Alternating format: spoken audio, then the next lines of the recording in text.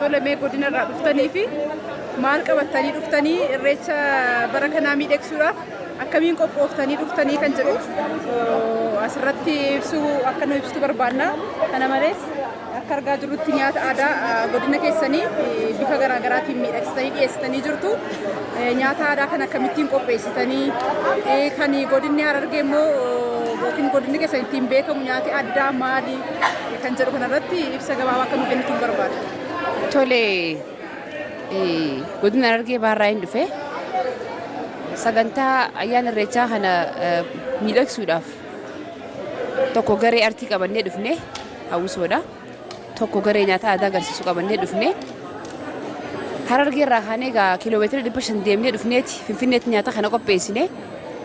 Kaleessa guyyaa irraa eegalee darrafne halkan akka nama bulan dubartoonni kunis Harargeen wantoonni isin beekamtuun keessaafuu nyaanni aadaa inni tokko marqa shuuroo affeellama jaamti maqaan isii garbuurraa hojjetamti. Affeellamni nyaanni aadaa affeellama jaamu kana nama baay'ee kabajjuu gaafa dubartii hannituu haati qorii tana gooteeti nyaachistee jechuudha. Maalirraa hojjetama? Garbuurraa hojjetama. Garbuun ni feeddagama. Garbuu ees qamadii feeddagameeti ni daakama. Garbuu firii isaa bilcheessitee sirriitti eeguu bilchaatee booda itti marqite jechuudha. Midhaan daakame sanii baay'ee nama kabajamaadhaaf hojjetama nyaanni kun. Kan biraa nyaanni inni kun biddeena. Inni irraa hojjetamu bishingaa fi xaafiirraa hojjetama. Kanaas dubartiin dur abbaa manaatiif waan akkanaa kana hojjetti. Aadaa keenya keessatti biddeena furdistee busteeti duqqusa jaaniin barbaree harkaan tumamtuutu jira. Qimamiin itti godhamee waan baay'een itti godhamee isa san itti neeyxee walitti deebistaa yoo xiqqaate guyyaa sadiif ni tura. Abbaa manaatiif hojjetteeti gaafa inni deemufaa hannitii fi abbaa manaa qofa nyaata?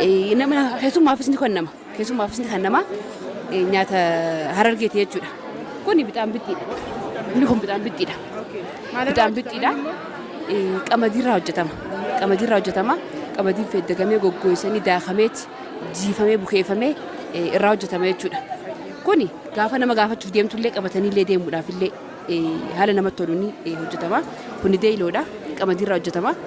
Kanas manattis keessummaan hogguus dhufuus dhusiifis maaliifis hojjetamee itti fayyadamama jechuudha. Akka Harargeetti. Inni kuni biddeena killee jedhama. Daqiiqaa killee fi kaameeraadhaan sirriitti dhoyitee bukeessiteeti osoo garangalchine biddeena kana buuste jechuudha. Namatti gaafachuufis yeruma san gaafachuudhaaf tola. Nyaata aadaa Harargee keessaa kan biraa nyaanni aadaa Harargeetti beekamtu kan godina Oromiyaa biraa keessa hin jirre inni tokko hunda si agarsiisu waan natti hin tolle sa'a sirraa fudhatuuf isa saniin si agarsiisa hulbata. Laaffisoo jaama.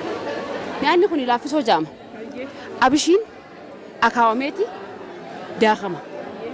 Abishiin akaawameeti hulbata akaawanii daakan qimama itti naqamee jechuudha.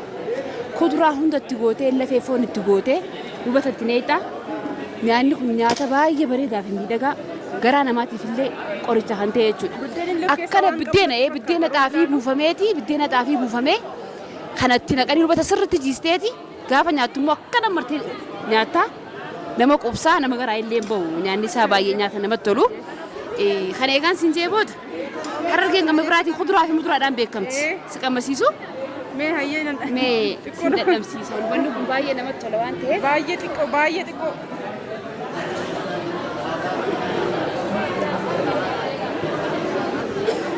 Tole kuduraa fi muduraan beekamti. Kuduraa fi muduraa keessa kan godina biraan jirre fakkeenyaaf maandariinaan beekamti.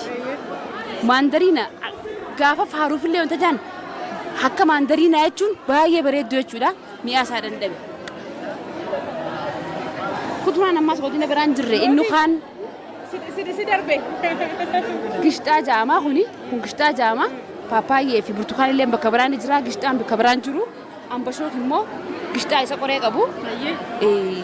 Kuduraa baay'ee miidhagaadha. Gishxaa kunillee gishxaa. Kuni ambashook jaama. Inni kun gishxaadha. Kun immoo ambashooki.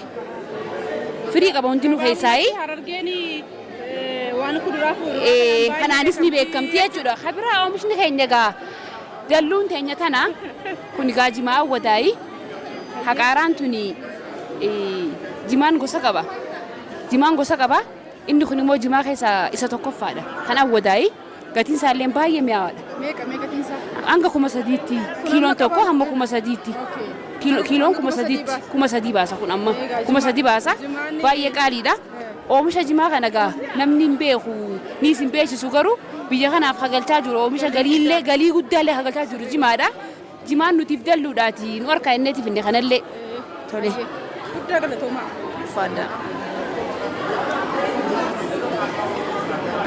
Itittuudha. Kuni geeba jaama. Geeba kanaanii namaaf dhiyeessite jechuudha. Meeshaa ittiin dhuganii jechuudha. Meeshaa aadaa kan ittiin dhugamu jechuudha. Geeba jaama geeba. Kuni buchuma aannan itti naqama kanaan dhugamaa jechuudha. Dur uummanni keenya kanaan dhuguu ture. Kana fakkaata gaa Harargeen.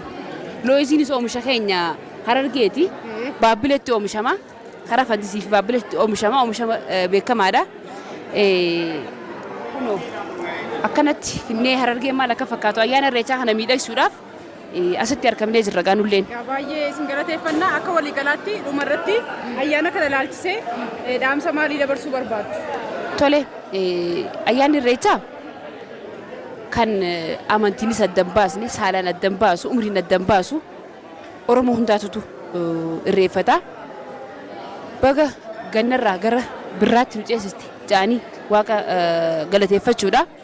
Ayyaana kana gaafa kabajnu immoo irreechi tokkummaa jaalala kan nagayaa ta'uusaa ibsuudhaaf karaa duudhaa sirna gadaa keenya qofaan akka kabajnu nama hundaaf dhaamsa kiyya dabarsa. Hundaafuu uummata Oromoo qofa osoo hin ta'in sabaa sablammoota biyya kanaa hundaaf irreechi Finfinnee waggaa 150 booda deebi'ee dhufe kana akka nu waliin kabajjan baga ittiin isiniin gee baga waliin nu gee jechuun barbaada. Guddaa galatoomaa isinillee baga geessanii baga waliin nu gee jechuu barbaadna galatoomaa. Process for painting home exteriors in Minneapolis. An exterior painting project, no matter its scope, can be challenging. The skilled and experienced painters at Varsity Painters know how to paint a house or business. This is the process. Power washing. Washes to remove any dirt, dust, and debris. Masking.